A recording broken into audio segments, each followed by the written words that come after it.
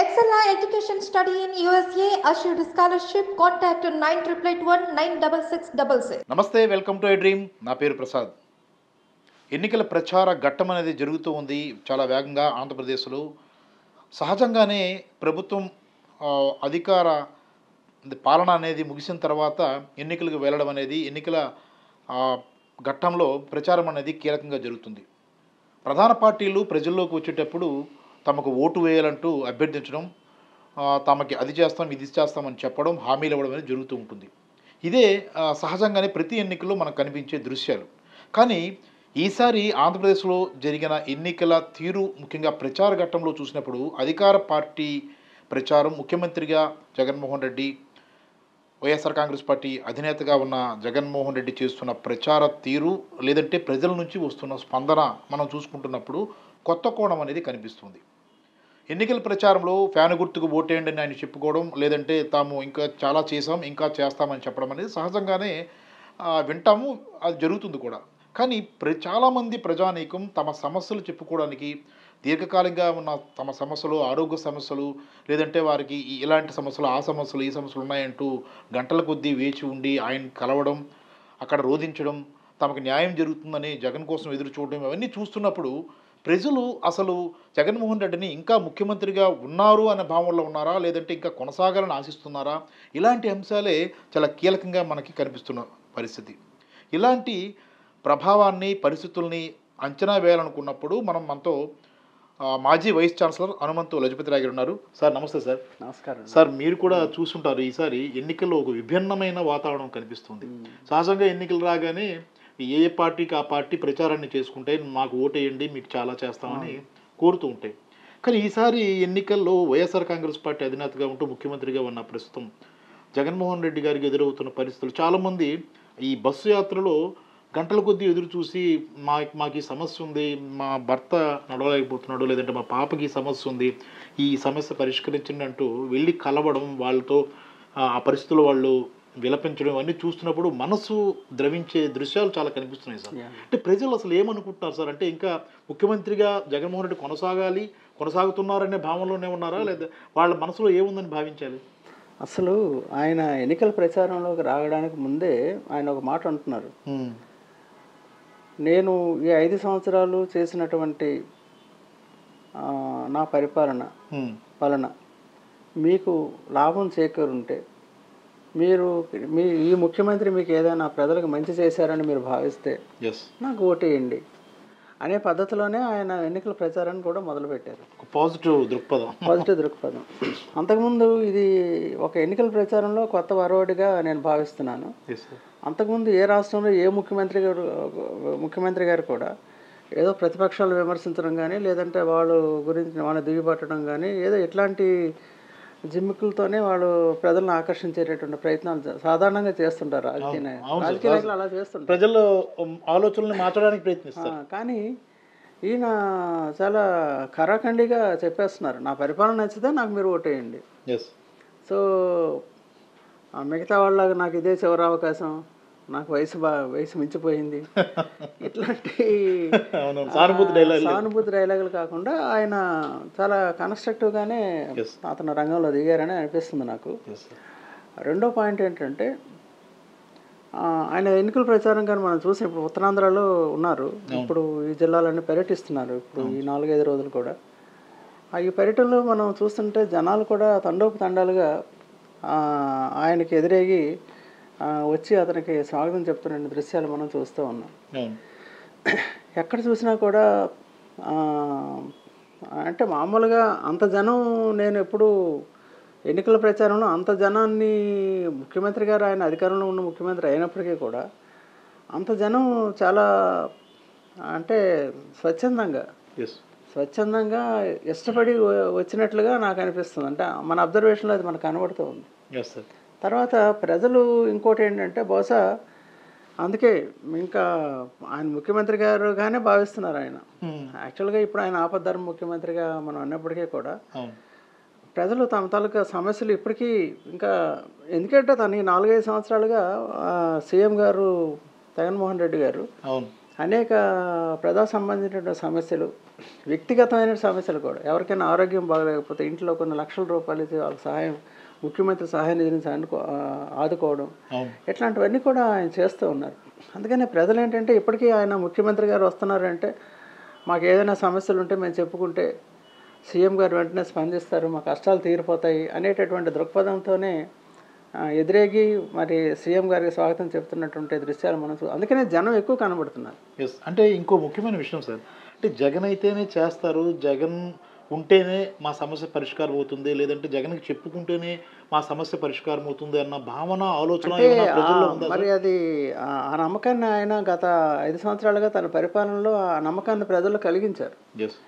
ఆ కలిగించడం వల్లనే ఈరోజు ప్రజలు ఆయన ఎన్నికల ప్రచారంలోకి వస్తున్నప్పటికీ కూడా ఆయన ఎక్కడ కూడా నాకు ఒకటే మాట చెప్తున్నారు ఆయన, ఇందాక నేను చెప్పాను కదా. కాబట్టి ఏదో నాకు ఓటేయండి, నాకు అధికారానికి ఇవ్వండి, లేకపోతే నేను మళ్ళీ ముఖ్యమంత్రి నన్ను చేయండి అని ఎక్కడ ఎవరిని అడగడం లేదు. సో ఆయన నిజమైన ఒక నాయకుడిగా ఉండవలసిన లక్షణాలు ఆయనలో ఆయన అవన్నీ ప్రతిబింబిస్తూ ఉన్నాయి. మనం ఆయన వ్యవహార శైలి కానీ, ఆయన మాట్లాడే విధానం కానీ, ప్రజలతో మమేకమైన విధానం కానీ మనం చూస్తుంటే అవన్నీ కూడా చాలా క్లియర్ కట్గా కొట్టవచ్చినట్లు మనకు కనబడుతున్నాయి. కాబట్టి ప్రజలు ఇప్పటికీ కూడా జగన్మోహన్ రెడ్డి గారు వస్తున్నారు అంటే వెళ్ళిపోతున్న ముఖ్యమంత్రి గారు కాదు, మళ్ళీ వచ్చే ముఖ్యమంత్రి గారే ఈయన. ముఖ్యమంత్రి అయిన భావనలోనే ఉన్నారు. ఆయన ఇన్కమింగ్ సీఎంఏ, అవుట్ గోయింగ్ సీఎం కాదు. ఎన్నికలు అనేవి అలా ఒక పాసింగ్ క్లౌడ్స్ లాంటివి అనుకుంటున్నారు. సో ప్రజలు అతన్ని అవుట్ గోయింగ్ సీఎంగా భావించడం లేదేమో అనిపిస్తుంది. సార్ అంటే ఇంకో విషయం సార్, ఇప్పుడు ప్రస్తుతం ఉత్తరాంధ్రలో ఉన్నారు. ఉత్తరాంధ్ర అంటేనే అసలు ఏ నాయకుడికైనా, పనిచేసే నాయకుడికి గుండెల్లో పెట్టుకునే ప్రజలు ఇక్కడ ఉంటారు. కష్టజీవులు, తర్వాత వలస ప్రజలు అందరూ ఎక్కువ ఉంటారు. ఎవరో బయటికి వెళ్ళి పనిచేస్తుంటే చాలా దూర ప్రాంతంలో ఇక్కడ ఊళ్ళలో ఉండి వ్యవసాయం చేసుకునే వాళ్ళు ఎక్కువ మంది ఉంటారు. అంటే ఖచ్చితంగా ఉత్తరాంధ్ర ప్రజానీకం స్పందిస్తున్న తీరుని బట్టి చూసినప్పుడు, గతంలో కూడా మీరు చాలా ప్రభుత్వాన్ని చూశారు సార్. ఒకప్పుడు ఎన్టీఆర్ని కూడా ఆరాధించారు. ఆయన ఏం చేస్తారు, తర్వాత ఎలా అనేది తర్వాత పక్కన పెట్టుకుంటే, ఇప్పుడు ముఖ్యమంత్రి జగన్మోహన్ రెడ్డి ఈ 5 ఏళ్ల పాలన అనేది ఖచ్చితంగా ఉత్తరాంధ్ర ప్రజానీకంలో కదిలించే అవకాశం ఉంటుంది. ఎందుకంటే ఆయన నవరత్నాలు అనేటువంటి పథకాల ద్వారా ప్రతి ఇంటిని ఆయన తలుపు తట్టారు. ప్రతి వ్యక్తి, ప్రతి ఈ ప్రజా సమూహంలో ఉన్న ప్రతి ఓటరు అందరినీ కూడా, అందరి సమస్యలు కూడా ఆయన తీర్చేటటువంటి ఒక బృహత్తరమైనటువంటి ఒక ప్రణాళిక నవరత్నాలు. అన్ని వర్గాలు, బీసీ, ఎస్సీ, ఎస్టీ వర్గాలు, పేద వర్గాలు, పేదవాడు తింటే తప్పేంటుంది అనేటటువంటి ఒక దృక్పథంతో, నిజమైన కమ్యూనిస్ట్ అంటే జగన్ గారే అంటాను నేను. అంతేదా? ఎందుకంటే కమ్యూనిస్ట్ సిద్ధాంతం ఏంటి, ఉన్నవాడు లేనివాడితో పంచుకోవాలి. ఇంకో మాట చెప్పాలి, ఉన్నవాడిని దోచేసి పేదవాడికి పెట్టడం అంటే ఆ తరహా కాపీనా ఆయన అధికార ప్రభుత్వ పరంగా ఆయన పేదవాడికి. ఇప్పుడు అమరావతిలో కూడా ఆయన అక్కడ పట్టాలు ఇచ్చారు కొన్ని దగ్గరలో. అంత ఖరీదైన పట్టాలు, 1 సెంటు భూమి, 1 సెంటు భూమి అక్కడ 2, 3, 4, 5 లక్షలు ఉంటుంది అక్కడ. అంటే ఆయన ప్రతి విషయంలో కూడా పేదవాడిని ఎలాగా, బీపీఎల్ పాపులేషన్ని అబవ్ పావర్టీ లైన్కి ఎలా తీసుకురావాలనే దాని మీద ఆయన దృష్టి పెట్టారు. ఆర్థికపరమైన చేయూత ఇవ్వాలి తప్పదు. చాలామంది ఏమో విమర్శిస్తారంటే రాష్ట్ర ఖజానా నుంచి మరి డైరెక్ట్గా నేరుగా బటన్ నొక్కి, అంటే మన ఆర్థిక సహాయం కావాలి.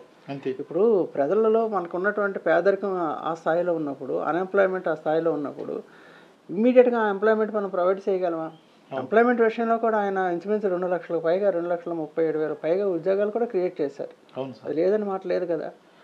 ఇంకో కరోనా టైంలో కూడా ఆయన ప్రజలను ఆదుకున్నారు. ఈ వాలంటరీ వ్యవస్థను ఏర్పాటు చేసి అది 5,000 కానీ 10,000 కానీ అంగన్వాడీలకు కానీ వీళ్ళందరికీ కూడా ఆయన జీతాలు పెంచడం, ఇవన్నీ కూడా కార్యక్రమాలు చేసే ప్రతి ఇంట్లో, ప్రతి అవ్వ, ప్రతి తాత, ప్రతి అక్క, చెల్లెమ్మ అందరినీ ఆయన, అందరి సమస్యలను ఆయన దృష్టిలో పెట్టుకొని ఈ పథకాల ద్వారా ఆర్థిక సహాయం చేసి, ముందు ఆర్థిక సహాయం చేస్తే కదా మనం నిలబడతాం. అదే సార్ మీరు చెప్పిన పాయింట్ని నేను ప్రస్తావిస్తున్నాను. నిన్నటి వరకు తిట్టిన వాళ్ళే చాలామంది నేను చూశాను. ఈరోజు ఎన్నికలు మోడ్లోకి వచ్చేటప్పటికి అరే అది నిజమే కదా, చాలా మా ఇంటికి అంటే ఇన్ని పథకాలు పనిచేశారన్న వ్యక్తులే నాకు ప్రత్యక్షంగా ఎదురైన అనుభవం సార్. చాలామంది కుటుంబాలు అరే నాకు ఈ పథకం ద్వారా నాకు లబ్ధి అయింది అనేది కుటుంబంలో చర్చ జరుగుతుంది సార్. ప్రతి కుటుంబంలో చర్చ జరుగుతుంది. ప్రతి ఇంట్లో కూడా ప్రతి వ్యక్తికి ఏదో ఒక రకంగా ప్రభుత్వం నుంచి ఆర్థిక సహాయం అందింది. అవును, అది వైద్య రీత్యా కానివ్వండి, ఉద్యోగం అంటే ఎంప్లాయ్మెంట్ విషయంలో కానీ, లేదంటే డైరెక్ట్ ఎంప్లాయ్మెంట్ విషయంలో కానీ, లేదా మీరు పిల్లల ఎడ్యుకేషన్ విషయంలో కానీ నిన్న తిట్టిన వాళ్ళంతా ఈరోజు పొగుడుతున్న పరిస్థితి. అంటే వాళ్ళకి ఒక నమ్మకం ఏంటంటే ఓకే, చంద్రబాబు నాయుడు గారు తెలుగుదేశం గవర్నమెంట్ కూడా ఆయన కూడా ఒక ఎక్స్పీరియన్స్ లీడర్ కావచ్చు, కానీ జగన్ గారు ఇచ్చినంతగా ఈయన మళ్ళీ ఇస్తారా? ఇంత మళ్ళీ ఈ స్థాయిలో మనకి ఏ ప్రభుత్వం అయినా, కొత్త ప్రభుత్వం ఇంకేదైనా వస్తే ఈ స్థాయిలో మనకు ఆర్థిక సహాయం కానీ ఇట్లా లభిస్తాయా క్రెడిబిలిటీ అనేది వాళ్ళ రెండో క్వశ్చన్ మార్క్ వాళ్ళు వేసుకుంటున్నారు. సో ఆ వేసుకోవడం దాని పర్యవసానమే ఈరోజు ఆ జనసందోహం. ఇంకా వినతి పత్రాలు సమర్పిస్తున్నారు, మాకు ఇది కావాలి ఇది కావాలంటున్నారు, మాకు వాళ్ళ వ్యక్తిగత సమస్యలు చెప్పుకుంటున్నారు. ఈరోజు నేను ముఖ్యమంత్రి గారితో కూడా మనం ఇంటరాక్ట్ అయినప్పుడు కూడా ఆయన కూడా ఇప్పటికీ కూడా పబ్లిక్ అందరితో ఇంటరాక్ట్ అయ్యి వాళ్ళ సమస్యలు తెలుసుకొని ఇంకా ఏదైనా తను ఇంకా ఈ స్థాయిలో ఇప్పుడున్న సమయంలో కూడా అబద్ధాన్ని ముఖ్యమంత్రి అంటే చేయకూడదని ఏముంది. ఇప్పుడు ఎవరో ఒక ఆయన వచ్చారు, ఆయనకి ఇమీడియట్గా ఆరోగ్యం బాగలేదు, ఇంట్లో పిల్లలకి దానికి చాలా ఖర్చు అవుతుంది, మేము ఆదుకోవాలి. అబద్ధాన్ని ముఖ్యమంత్రి అయినంత మాత్రంలో ఆయన చేయకూడదని ఏమి లేదు. మొత్తం మీద చూసుకుంటే ఉత్తరాంధ్ర అనేది ఘనస్వాగతం పలికింది. ఉత్తరాంధ్ర సంకేతం అనేది మళ్ళీ వైసీపీ రావడానికి ఉత్తరాంధ్రలోనే మొట్టమొదటి సమర శంఖారావం భీమునిపట్నంలో జరిగినటువంటి మొదటి సభ ఏదైతే ఉందో సిద్ధం సభ ఏదైతే ఉందో అక్కడి నుంచే మనకి ప్రచార భేరీ కానీ అదే అలా కొనసాగి అది రోజు రోజుకి ఇంకా ఇంప్రూవ్ అయ్యి ఇవాళ మళ్ళీ బస్సు యాత్రలో ఫారంలో మళ్ళీ తిరిగి ఉత్తరాంధ్రకే సీఎం గారు రావటం ప్రజలందరూ హర్షిస్తున్నారు.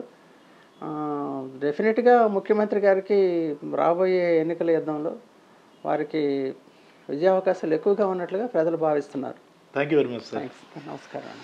రైట్, చూసుకుంటాం కదా ఏదైతే ఎన్నికల ప్రచారంలో కొత్త కోణం అనేది కనిపిస్తుంది అంటే విశ్వసనీయత, నమ్మకం, ముఖ్యంగా ముఖ్యమంత్రి జగన్మోహన్ రెడ్డి గారి విషయంలో నమ్మకం అనేది ప్రజల్లో పెరుగుతూ వచ్చింది. 5 ఏళ్ల కాలంలో తాను అనుకున్నవన్నీ కూడా తీర్చడం, ప్రజలకు ఏదైతే చేయాలనుకున్నారో అవన్నీ తీర్చడం వల్ల జగన్ అయితేనే చేస్తారన్న నమ్మకం వల్లే ఈరోజు ఎన్నికల ప్రచారంలో రేపు ప్రభుత్వం వస్తుందా రాదా అనేది పక్కన చూడడం లేదు. జగన్మోహన్ రెడ్డి ముఖ్యమంత్రిగానే భావిస్తున్నారు. ఎన్నికలు అనేది వస్తుంటాయి పోతుంటాయి, కానీ ముఖ్యమంత్రిగా ఈయన కొనసాగుతారన్న భావనలోనే మెజారిటీ ప్రజానికి ఉన్నట్లుగా ఉంది.